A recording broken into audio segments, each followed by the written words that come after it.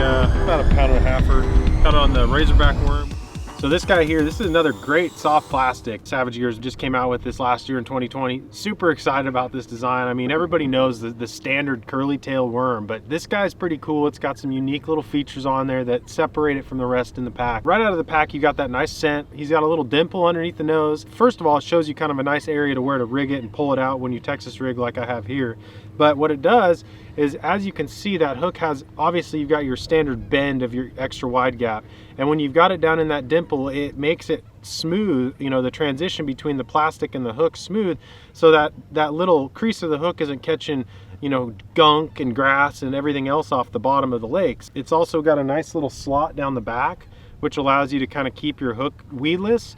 It's not fully weedless if you put it in that slot, so you still have to kind of pull it back and poke through a little bit of plastic, but it definitely gives you a nice guideline of where to poke the hook through when you rig it. The reverse ribbing on the body just gives off a nice vibration in the water, separates this worm from everybody else. So let's say you're fishing in an area where everybody else is throwing a curly tail worm. I do a lot of different tournament fishing on a lot of pressured bodies of water, and anytime you can throw something different, you're gonna get more bites. Just a fact. I mean, everybody throws a lot of the same stuff, so when you can separate yourself, throw a little bit different bait, a little bit different, you know, action on there with the ribs on it.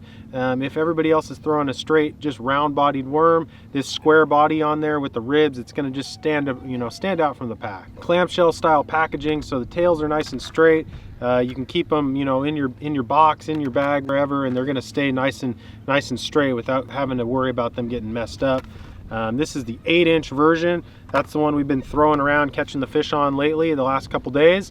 But there's also a 10-inch version, and where I feel like that 10-inch version is going to shine is come mid-summer, you know, late summer, when those fish start to get more sluggish and they move out. That big worm, that 10-inch worm, is a great presentation. Not saying the 8-inch won't work, but the 10-inch is going to definitely shine in the summertime.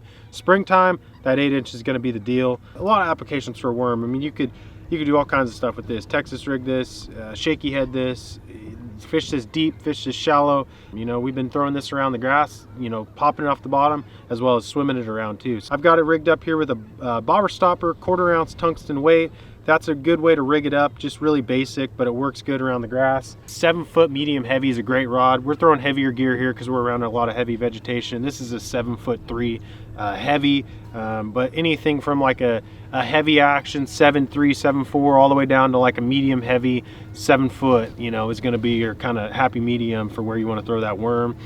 This is 20-pound line, but you could fish this guy if you're fishing around less, you know, more open water situation. You could throw this guy all the way down to like 12-pound tests and be just fine. Real versatile, a lot of different applications, super cool bait.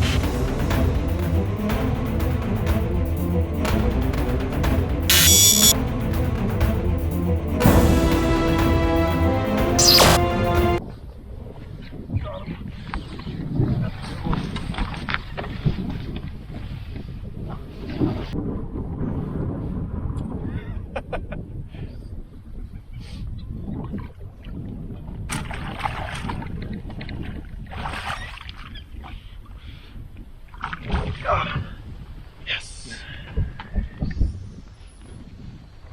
Doing a video or a picture on that Razorback worm, 8-inch June bug.